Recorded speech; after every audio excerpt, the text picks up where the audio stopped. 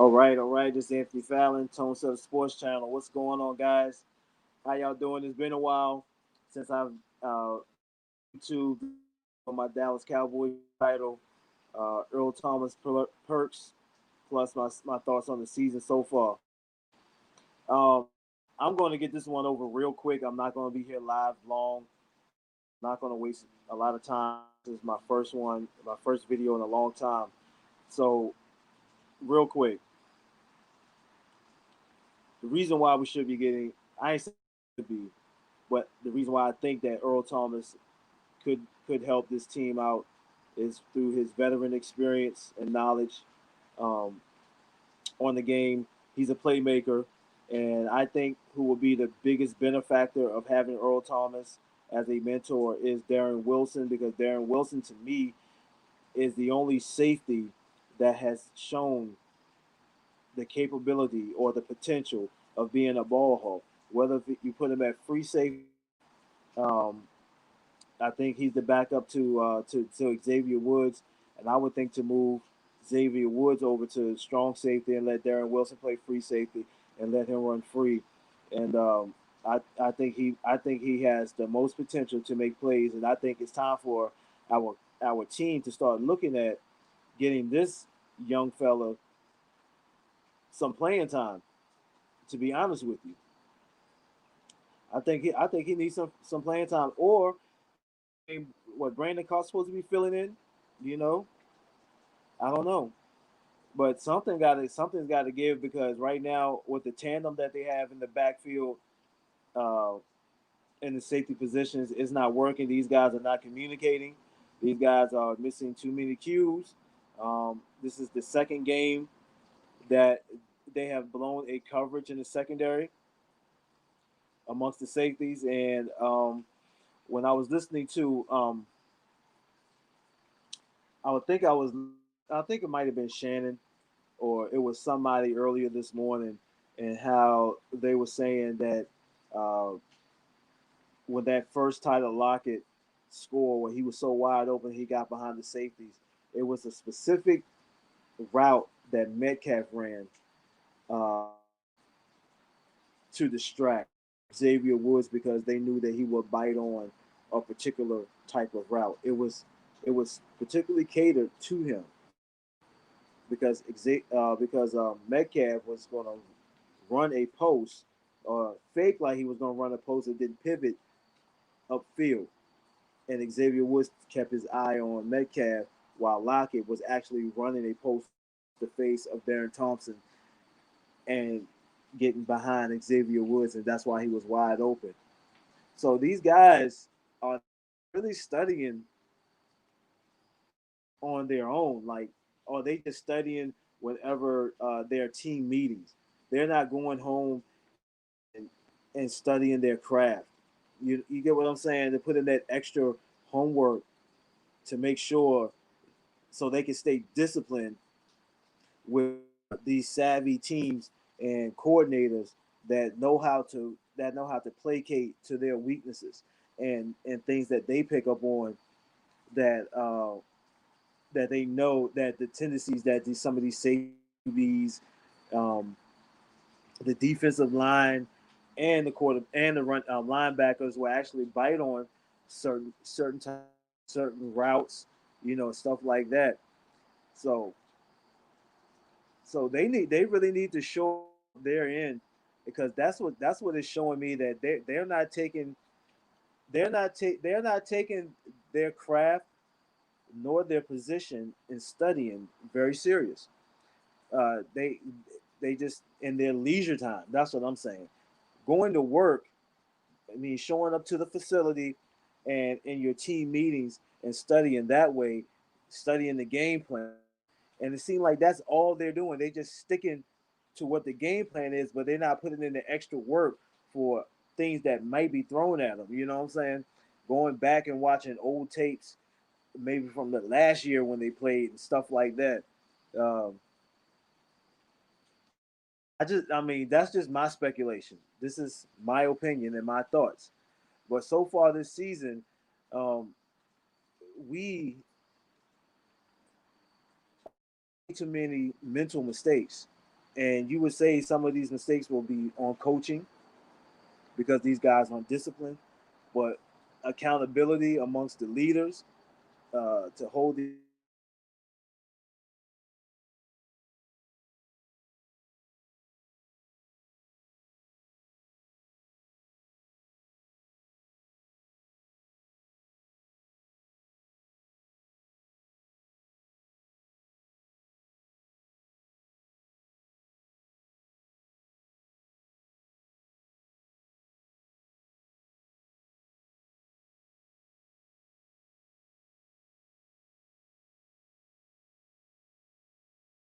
oh, calm. Yeah. Okay, I'm back. So just small mental errors, like these little mistakes, is putting us at a deficit um, tremendously. I mean, yes, Dak kind of trusted his arm a little too much, and the timing um, with that Amari Cooper interception, stuff like that.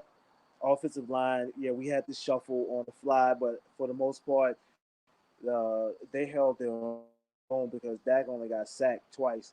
Did he get pressured a couple times? Yes, one pressure caused them to get fumbled. To have a fumble that at the very time, Tony Pollard. If you want to get on the field, bro, you got to hold on to the ball because right now I wouldn't put you on the field either because I cannot trust you on holding the ball. That miscue on that kickoff, bro, for you to show you shit, man. I believe in you. I like you. I love the fact that we drafted you because I think that you was gonna be a valuable piece to our offense. I thought they would use you more in the passing game, but if you can't hold on to the ball, this is 2 weeks in a row that the Atlanta gave the ball. Even though you was down, you got the recovery, but ball security will get you off the field, bro. And they will have CD Lamb taking over your spot and kickoff if this continues to happen. That will put you further on the depth chart where you're not even playing. I still think they should use you more. They should use you and Zeke more. You know what I'm saying, in the backfield both. But maybe that'll be something coming later down the line. You know, because I'm pretty sure McCarthy don't want to show everything all of these first 4 games because these first 4 games, although these games do matter, they do matter, but they're like, but they're also like preseason games. They're also like preseason games. Everybody's trying to get into the rhythm.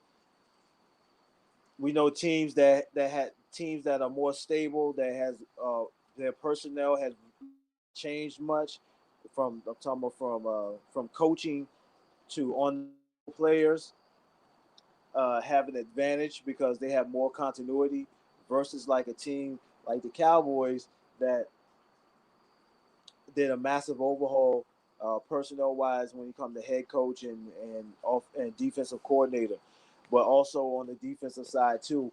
And and actually the secondary the front let the defensive front down because the defensive front got plenty of pressure, got 4 sacks on on Russell Wilson. They did a pretty good job in keeping Wilson in front of them and not letting him get out the pocket. But you knew it was going to happen sometime. But Wilson and the Seahawks did do okay. We're just gonna bomb it. You know, we're gonna throw it over their heads because of the fact that they knew that our safeties has a weakness in coverage. Now I'm just speaking it, keeping it. I'm just keeping it very simple. So, yes, um, this season so far is it's just these first 3 games. It's all just gonna have to come together.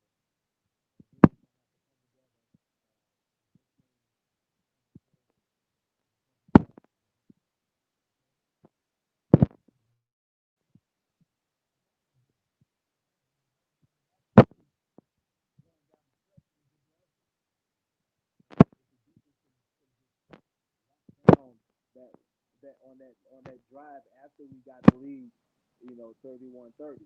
You know, um, that's the time we needed our front four to really put to turn on the lights. I mean, because obviously the secondary wasn't getting it done. To be honest with you, so uh, each team that we played, we was pretty much in the game, all three games. Of course we won the second one, and we shouldn't even have won that game. To be honest with you, I like the win. I'm glad we got the win. We got the dub, but the gameplay was horrible, and we knew that if we played like that going into this game against this particular team, this is not a dumb team. This is a high IQ team when it comes to football. Very disciplined. The quarterback doesn't make a lot of mistakes. The defense don't make a lot of mistakes. They might give up yards, but they don't make a lot of mistakes. They're very well coached,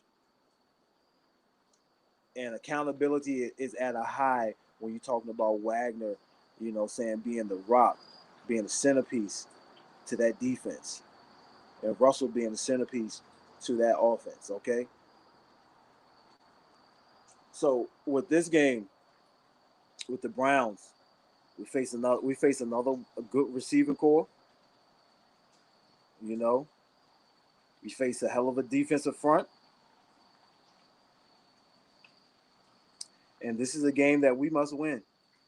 Matter of fact, every game is a must win, to be honest with you, going into this season, because I was thinking that this season was going to be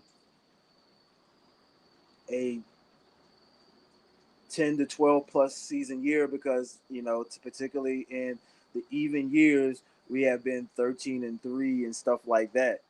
So, uh, but not factoring in that socially things have changed, and we didn't have OTAs, and we didn't have an off season really, not at all.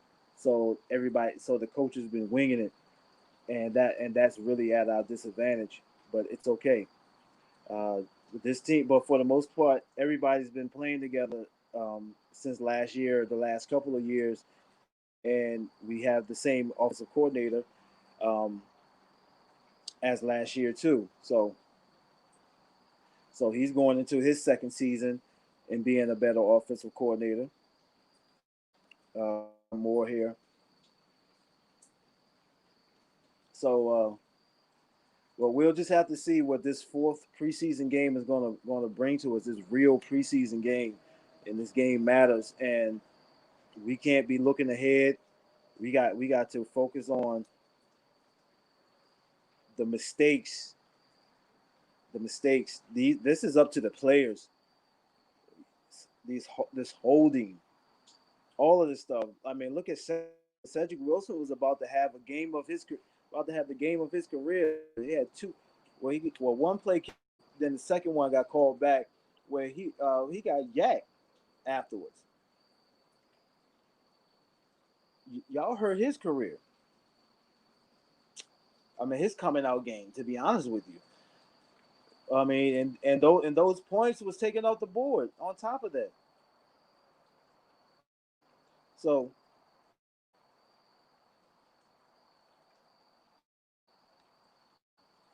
I don't know. We just gonna have to see. After this fourth game, there's no more excuses. To be honest with you, as far as us gelling, because we should be gelled. We should be together at least offensively. I know that it's been a shuffle on the offense with Collins and Smith being out. Uh, Hopefully, Steele is better, and but still, the offensive line has not been the issue from last game against Atlanta, even in this game against Seattle. So we'll have to see what it's going to be like in our fourth game against the Browns. Okay, and hopefully they'll continue to hold up.